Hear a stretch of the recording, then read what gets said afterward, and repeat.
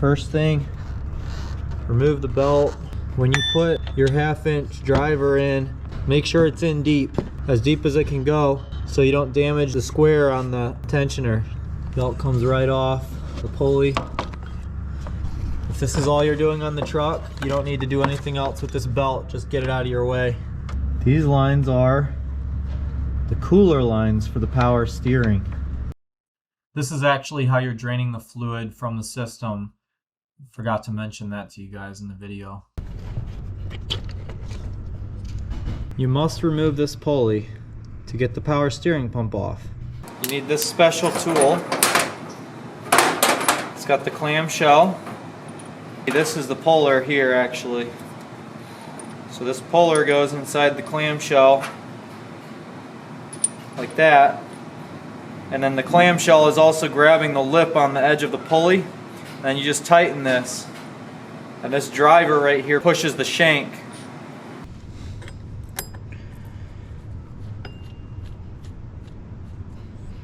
There. We want to be up against it like that.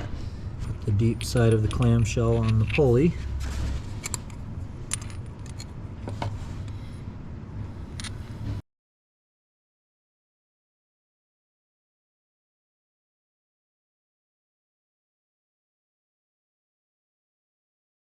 I'm going to go ahead and fast forward through some of the struggle, but just to describe it for you, basically this tool, because it's cheap, doesn't stay perfectly centered on the pulley, and a lot of times it'll cock over and you can tap it and try to get it back center again. And it's annoying, and you have to go back once or twice to try to get it right, or it'll try to come right off of the end of the pulley. But if you have a better quality tool, that probably doesn't happen as much. That's it.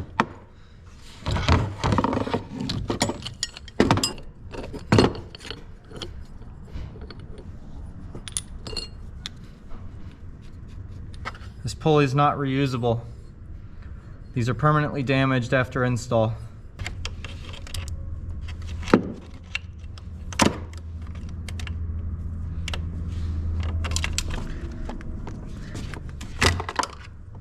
This line right here is blocking you from taking out your supply lines and stuff off of the reservoir. I want to take off this.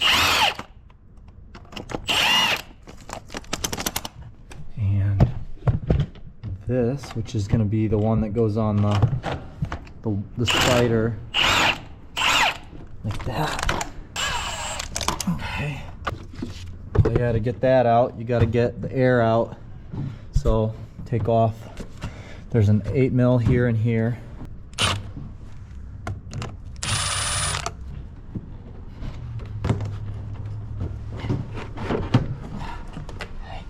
That, this.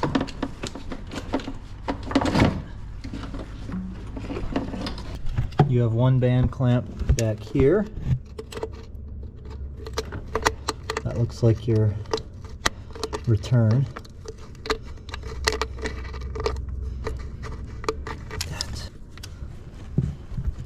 There you go, take it off. And then one, which is here. Ah, it came off. 17 mil.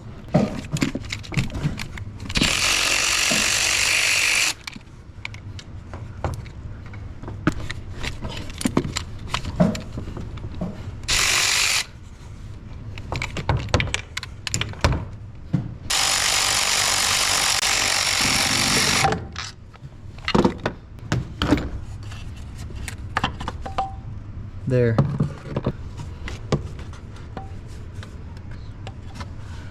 Insert new pump. Just kind of guess where those are supposed to go.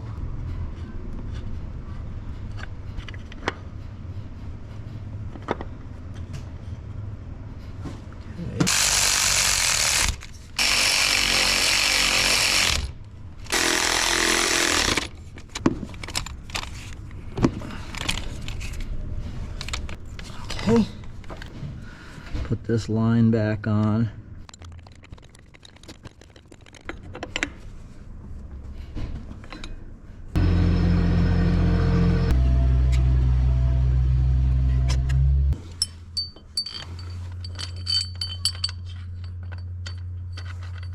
You got to go in as far as you can with this.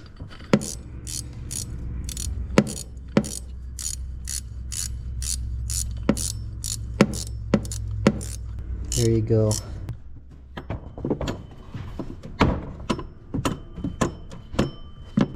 I have to stop this from turning. That could be interesting. Let's try it.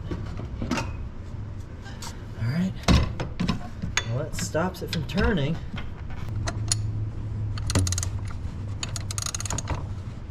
That actually works. I need it to stop jumping. It needs to be like a 6-point. Let's just see if maybe this SK one is tighter. Ah, nope. Same slippage. Here's a 6-point. Let's try that. Yeah, it will work. Okay. And after that, this tool is garbage.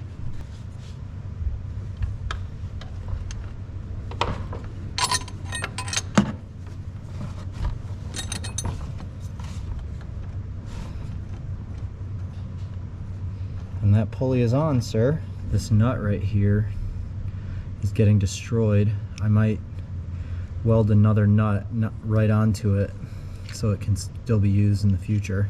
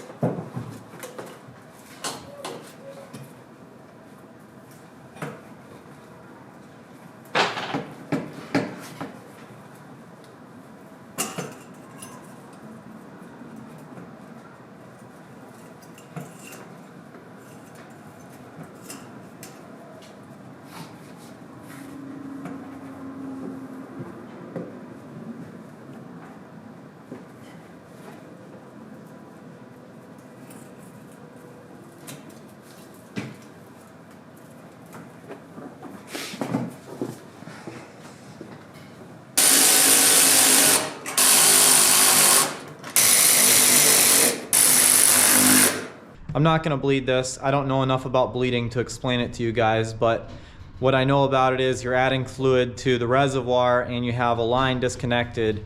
You have to make sure that the line you have disconnected is pulling fluid out from both the hydro booster and the steering.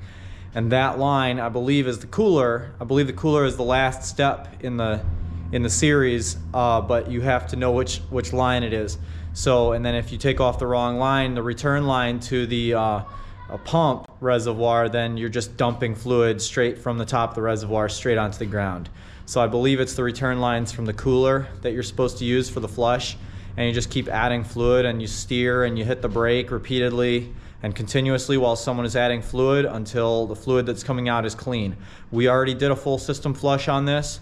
I'm not worried that these fluids are bad because all the fluids I took out of it were perfectly good and clean. So anyways, that's how you replace the power steering pump on this. Not too super hard. Definitely try to do that flush properly, get all the dirty old fluid out. You know, it's a pump, so you put new fluid in, it pumps pressure in, and then the pressure pushes out the old fluid wherever you take the lines off. Some guys will use the lines from the hydro boost. Some guys use the lines near the lower end, near the radiator, but that's your choice which ones you gotta choose, but you gotta open those up and see where the dirty fluid is coming out of. Basically, I just jacked up the truck here to try to bleed it with the truck off. That doesn't work on these.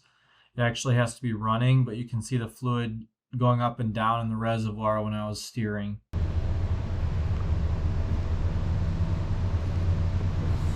So basically, as you can see from me trying to bleed this system, that basically it bled itself already just from being turned on and steered one time.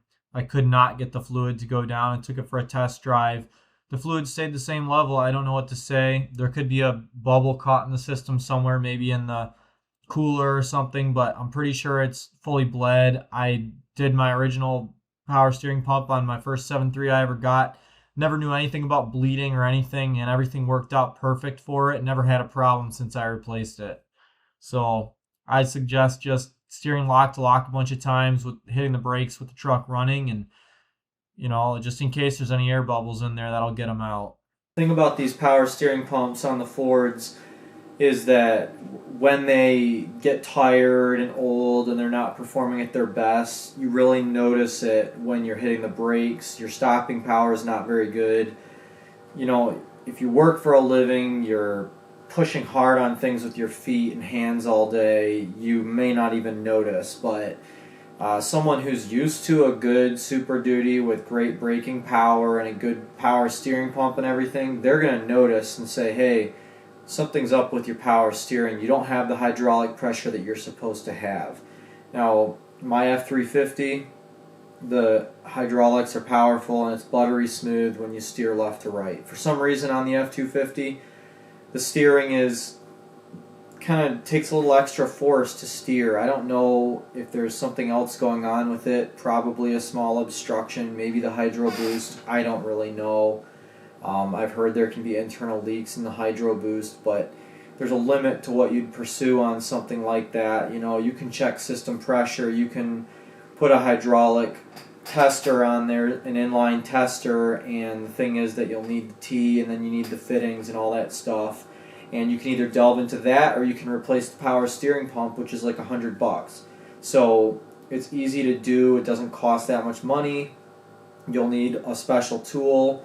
Other than that, pliers and stuff, that's all basic. That special tool is not even that much money, so you can just get a cheap one at O'Reilly's or something, or you can even get a rental tool, and you won't have to pay a thin dime for the special tool. You just take it and bring it back.